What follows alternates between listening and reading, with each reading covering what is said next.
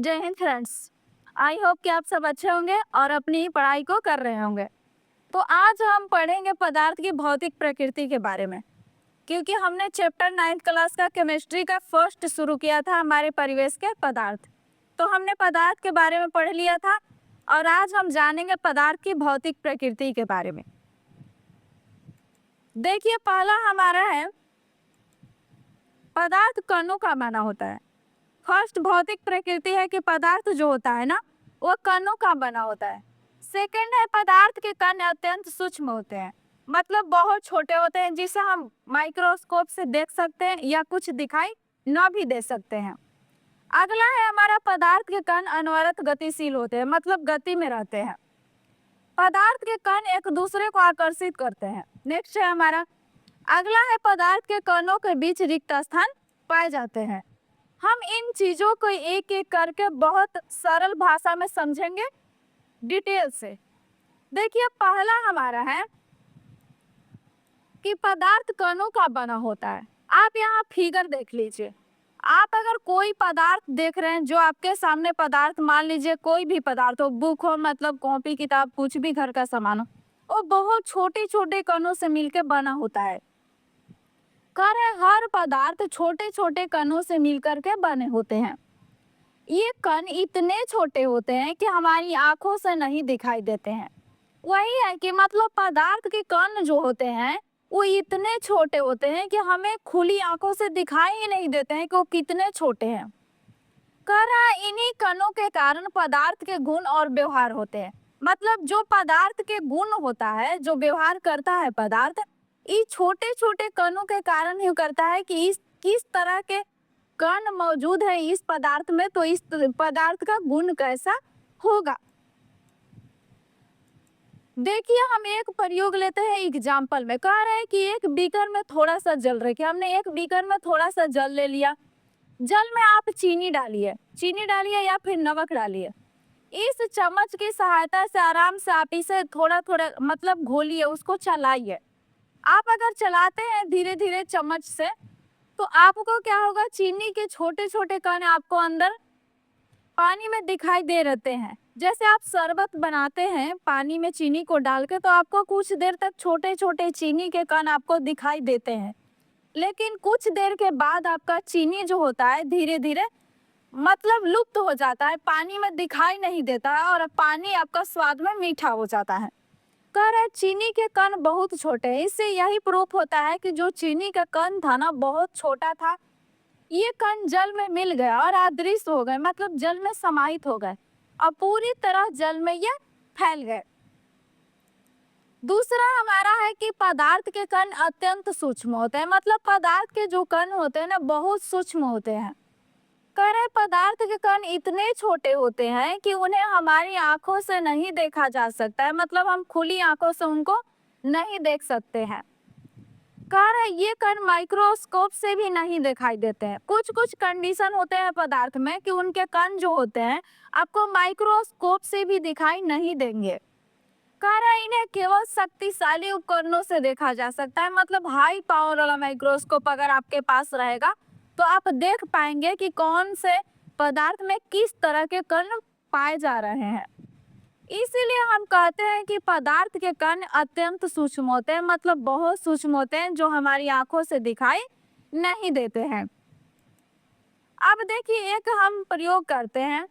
कह रहा है कि यहाँ आप कॉपर सल्फेट का विलयन लीजिए। यहाँ देखिए नीला कलर का जो आपको दिख रहा है, ये कॉपर सल्फेट का गाढ़ा विलयन है। थोड़ा जल मिलाइए, इसको हिलाइए। कह रहा है फिर से थोड़ा जल मिलाइए। धीरे धीरे आप इसमें जल मिलाकर इसका प्रयोग को कंटिन्यू करिए।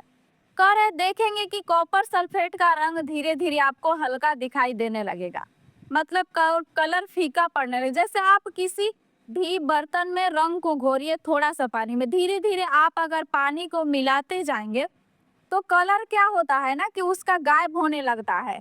मतलब कि बीकर पहले पूरा नीला था या फिर आपके पास जो रंग था नीला था, धीरे धीरे पानी मिलाने पर बहुत हल्का रंग हो जाता है। या कभी ये कंडीशन आएगा कि लगेगा कि कलर ही इसमें नहीं था। इससे यह पता चलता है कि समय के साथ कॉपर सल्फेट जल में पूरी तरह से क्या हो गया, फैल गया। दूसरे पूरे जल का रंग धीरे धीरे क्या हो गया, हल्का हो गया, मतलब कि उनका कण जो था ना वो पूरी तरह से फैल गया। करे इससे सीधा सिद्ध होता है कि पदार्थ के कण निरंतर गतिशील रहते हैं, मतलब गति करते हैं, इसलिए वो क्या होते हैं कि जल के साथ पूरी तरह से फैल जाते हैं और उनका रंग क्या होता है, धीरे धीरे गायब हो जाता है। नेक्स्ट है आपका पदार्थ के कण निरंतर गतिशील होते हैं, मतलब कि मूवमेंट में होते हैं, मतलब वो मूव करते रहते हैं, घूमते रहते हैं। कह रहे हैं कि अगरबत्ती या इत्र की खुशबू एक कोने में पूरे कमरे में फैल जाता है। आपने घर में अगरबत्ती जलाते हैं या फिर आपने कोई भी सेंट मारते हैं जिसे स्प्रे बोलते हैं, बॉडी पर मारते हैं कहीं जाते हैं या फंक्शन वगैरह में, तो आप देखते होंगे कि इनका गंध जो होता है ना पूरी तरह हवा में अगल बगल आपको सुगंध आने लगता है। उसका मतलब इनका कण जो होता है ना वो वायु में फैल जाता है। तो यही कहता है कि पदार्थ का कण जो होता है निरंतर गतिशील होता है, इसलिए आपको उसकी खुशबू मतलब सूंघने में आती है। तरह इससे पता चलता है कि पदार्थ के कण निरंतर गतिशील होता है, क्योंकि हम अगरबत्ती जलाते हैं तो पूरी तरह से वायु में फैल जाता है। आप देखिए कह रहा है कि ताप बढ़ने पर कणों की गति बढ़ती है। हाँ, एक एक्सपेरिमेंट करिए, आप एक डब्बा में अगरबत्ती रखिए आपके सामने, तो वो कम गंध देगा, लेकिन जैसे ही आप उसे गर्म करेंगे यानी जलाएंगे, तो आप जला रहे हैं तो गर्म ही हो रहा है ना, जैसे आप उसे गर्म करेंगे तो क्या होगा ना कि वो धीरे धीरे क्या होगा, पूरी तेजी से फैलने लगेगा उनके कण। मतलब कि अगरबत्ती का गंध पूरा वायु में तेजी से फैल जाता है जैसे ही हम उसे जलाते हैं, लेकिन उसे हम बंद पैकेट में या नॉर्मल ऐसे रखे रहते हैं, उतना तेजी से नहीं फैलता है, कुछ मतलब सुगंध उसका अगल बगल थोड़ा थोड़ा आता है, लेकिन आप उसे जलाएंगे तो पूरी तरह फैल जाता है। तो यही कह रहा है कि ताप बढ़ने पर कणों की गति भी क्या होती है, बढ़ जाती है। तो ये देखिए आपका कण था यहाँ पर ही कम तापमान पर जैसे आपने हीट दिया, इनके मूवमेंट क्या हो गई, बहुत तेज हो गया, तो ताप बढ़ने पर उनकी गति बढ़ जाती है। इस तरह से नेक्स्ट है हमारा पदार्थ के कण एक दूसरे को आकर्षित करते हैं, मतलब एक दूसरे को आकर्षित करते हैं, एक दूसरे से जुड़े रहते हैं। अब आप एग्जाम्पल में चौक देखिए, जो हमने बोर्ड पर लिखने में काम करते हैं या स्कूल में हमने पढ़ाई कर रहे थे तो वहाँ यूज करते थे।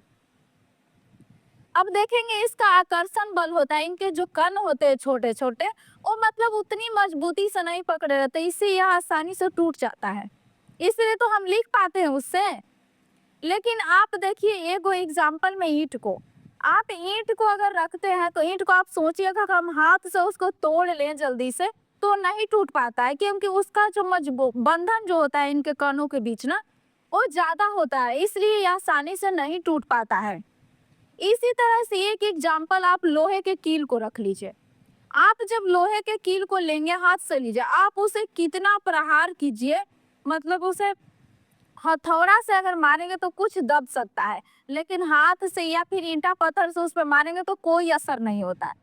मतलब उनके कणों के बीच जो आकर्षण होता है ना, इतने मजबूती से पकड़े रहते हैं कि वो एक दूसरे को छोड़ते ही नहीं है, इसलिए उनका आकर्षण बल क्या होता है, बहुत मजबूत होता है। इसी तरह से आपको बताया है कि चौक में आकर्षण बल कम है, उसके अपेक्षा ईंट में ज्यादा होता है, लेकिन लोहा में बहुत ज्यादा होता है आकर्षण बल। अब देखिए अंतराणु का आकर्षण बल समझ लीजिए। देखिए आपके पदार्थ के कणों के बीच जो आकर्षण बल होता है, मतलब पदार्थ के बीच जो कणों के बीच जो बल लग रहा है, जो एक दूसरे को पकड़ के रखा है, उसी को हम बोलते हैं अंतराणु का आकर्षण बल। देखिए यह ठोस का कण है, ठोस के कण देखिएगा आप तो ये एक दूसरे तो बहुत पास पास होते हैं, मतलब इनके कणों के बीच जो होता है ना गैप बहुत कम होता है, इनका अंतराणु का आकर्षण बल बहुत ज्यादा होता है ठोस का। लेकिन उसके अपेक्षा आप देखिएगा द्रव का, तो इनका देखिए जो होता है ना, इनके कणों के बीच में जो ये गैप दिख रहा है आपको, ये मतलब थोड़ा ज्यादा होता है ठोस की अपेक्षा, इसलिए ये क्या होता है, ये बहने लगता है, जैसे आप पानी को फर्श पर डालिएगा तो ये बह जाता है। इसी कारण से क्योंकि इनके कण जो होता है ना आसानी से मतलब उतना मजबूत एक दूसरे को पकड़े नहीं रखते हैं, इसलिए लिक्विड के जो अंतराणु का आकर्षण बल होता है कम होता है। इसी तरह से आपका होता है गैस, गैस का जो कण होता है ना बहुत ज्यादा, मतलब इनके कणों के बीच में गैप रहता है, इसलिए आप देखिए गैस सिलेंडर में गैस को रखिए, जैसे आपको थोड़ा सा लीक होगा ये पूरी तरह हवा में फैल जाएगा। इसी तरह से आप स्प्रे मार रहे हैं, वो भी क्या होता है बहुत तेजी से पूरा हवा में फैल जाता है। मतलब उनके कण का जो अंतराणु का आकर्षण बल है ना बहुत कमजोर है। गैस में क्या है, अंतराणु का आकर्षण बल बहुत कमजोर है, इसीलिए ये पूरी तरह से फैल जाता है। अब आपका नेक्स्ट है पदार्थ के कणों के बीच रिक्त स्थान। तो पदार्थ के कणों के बीच क्या होता है, रिक्त स्थान होता है, मतलब कि गैप होता है। तो देखिए ठोस जो होता है ना उसके बीच जो रिक्त स्थान होते हैं मतलब कम होते हैं, ये गैपिंग जो आपको दिख रहा है ये थोड़ा कम कम होगा। लेकिन जैसे ही आप लिक्विड में आएंगे इनके बीच में देखिए गैप जो होता है ना, रिक्त स्थान ये थोड़ा ज्यादा होते हैं, इसलिए इनमें बहने का गुण पाया जाता है, क्योंकि इनके कणों के बीच जो है ना रिक्त स्थान थोड़ा ज्यादा है ठोस के अपेक्षा। लेकिन आप अगर गैस में जाते हैं तो इनके बीच के कणों के बीच देखिए कितना कितना गैप है, ये इतना सारा गैप है।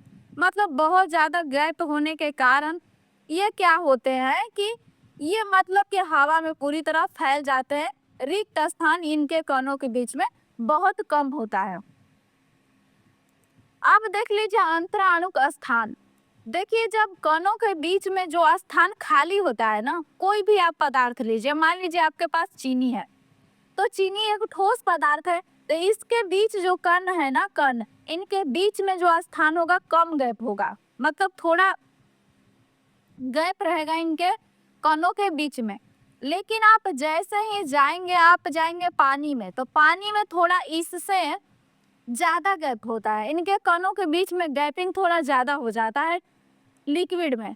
लेकिन आप इनको जब दोनों को मिलाएंगे तो जब इनमें दोनों के बीच देखिए ठोस में भी गैप है कणों के बीच में, द्रव में भी गैप है कणों के बीच में, लेकिन जब हम शरबत बनाते हैं इन दोनों को मिलाते हैं तो इसी कारण से क्या होता है ना कि चीनी जो होता है ना इनके बीच में जो पानी के बीच में कण के बीच में जो खाली स्थान है उसी में चीनी घुलकर समाहित हो जाता है। इसीलिए आप देखेंगे कि ये जो चीनी जब हम डालते हैं पानी में तो घुलाने के बाद इसका आयतन जो देखेंगे बराबर रहता है, बढ़ता नहीं है। मतलब 1 लीटर आप पानी लिए हैं ना, तो जितना आप लाइनिंग कर लीजिए बोतल में उतना ही चीनी घुल के भी उतना ही आयतन पे रहेगा वह। तो यही बोल रहा है कि चीनी को पानी में घुला देंगे, पानी के कण चीनी के कणों के बीच अंतराणु का स्थान में चले जाते हैं, मतलब खाली स्थानों में घुस जाता है। Thank you so much watching this video. I hope कि वीडियो पसंद आया हो तो वीडियो को लाइक शेयर एंड चैनल को सब्सक्राइब करना बिल्कुल मत भूलिएगा। अगर कहीं भी आपको किसी भी टॉपिक में दिक्कत आ रही है तो आप कमेंट बॉक्स में कमेंट जरूर करिएगा।